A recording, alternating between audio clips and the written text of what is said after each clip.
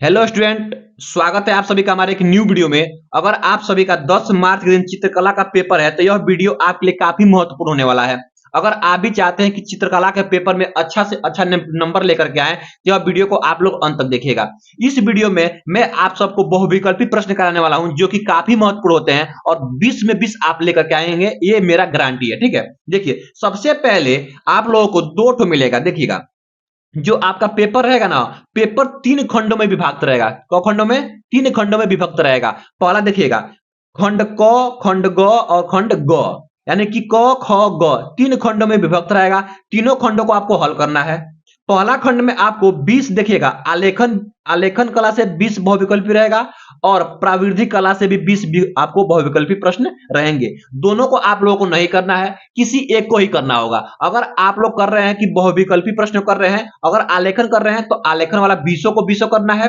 अगर आप लोग प्राविधिक कला कर रहे हैं तो प्राविधिक का 20 ही करना है। ठीक है, ये नहीं कि 10 इसमें से कर लेंगे और 10 इसमें से कर लेंगे तो आप लोग का एक भी नंबर नहीं मिलेगा। ठीक है, तो अगर आप आलेखन करते हैं तो आलेखन 20 कीजिएगा।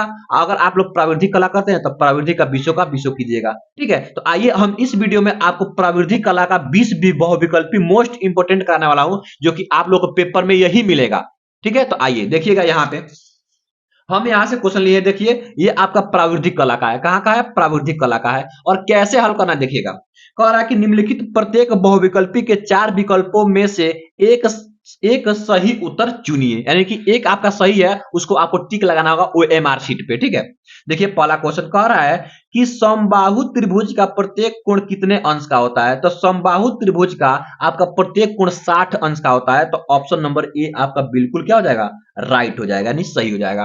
अगला क्वेश्चन देख लीजिए। क्वेश्चन नंबर दूसरा कह रहा है कि संपूर्ण कोण कितने का होता है। तो संपूर्ण कोण आपका 360 डिग्री का होता है। तो ये आपका ऑप्शन नंबर ए बिल्कुल राइट हो जाएगा।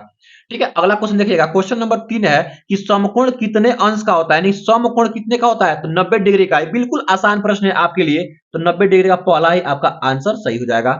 ठीक है, अगला देख लीजिए। चौथा नंबर का कि वर्ग का प्रत्येक कोण कितने अंश का होता है। तो वर्ग का प्रत्येक कोण आपका 90 डिग्री का होता है। तो ये भी आपका ऑप्शन नंबर ए बिल्कुल राइट हो जाएगा।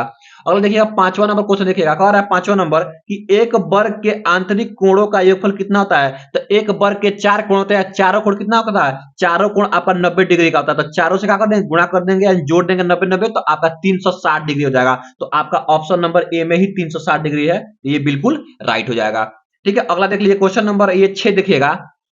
कह रहा है कि कौन सी पेंसिल से बनाई गई रेखा अधिक काली होती है, सबसे अधिक काली होती है। तो ये आपका ऑप्शन नंबर हो जाएगा क्या? ऑप्शन नंबर ए हो जाएगा, बिल्कुल राइट हो जाएगा। ठीक है, ऑप्शन नंबर ए 2B से बनी हुई रेखाएं क्या होती है? अधिक काली होती है। तो आप लोग ऑप्शन नंबर ए लगा करके आएंगे 2B को। ठीक है, किसको? 2B को। अगला देख लीजिए क्वेश्चन। क्वेश्चन नंबर देखिएगा 7। क्वेश्चन नंबर 7 कह रहा है, यहां देखिएगा कि वर्ग की चारों भुजाओं की माप, वर्ग की चारों भुजाओं की माप क्या होती है। चारों भुजा बराबर होती है, बड़ी छोटी, आमने सामने की, बराबर, इनमें से कोई नहीं। तो वर्ग के चारों भुजाएं आपस में क्या होती है? बराबर होती है। तो ये आपका ऑप्शन नंबर बी बिल्कुल राइट हो जाएगा। Option number A, sorry, option number A बिल्कुल राइट हो जाएगा।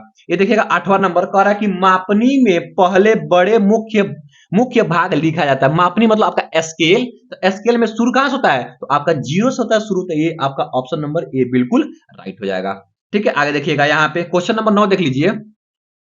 कह रहा है कि 1 मीटर में कितने सेंटीमीटर होते हैं। तो 1 मीटर में आपका कितना होता है? 100 सेंटीमीटर। आपका ऑप्शन नंबर ए बिल्कुल राइट हो जाएगा।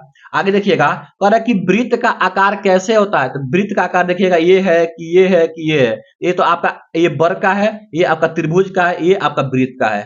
वृत्त का आकार ये है। तो ऑप्शन नंबर ए बिल्कुल राइट हो जाएगा। ठीक है, अगला देख लीजिएगा।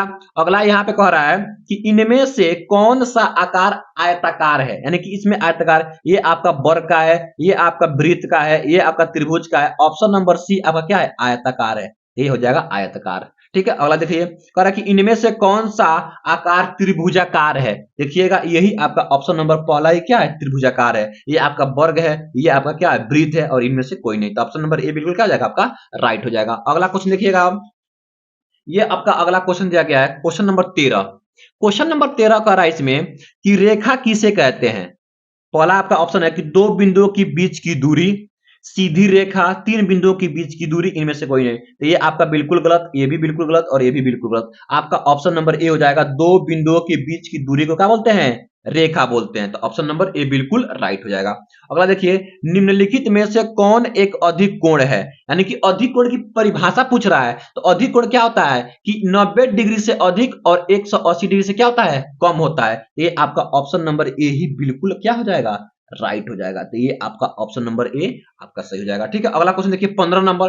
15 नंबर कह रहा है कि समबाहु त्रिभुज किसे कहते हैं? यानी कि परिभाषा के रूप में पूछा है कि समबाहु त्रिभुज किसे कहते हैं?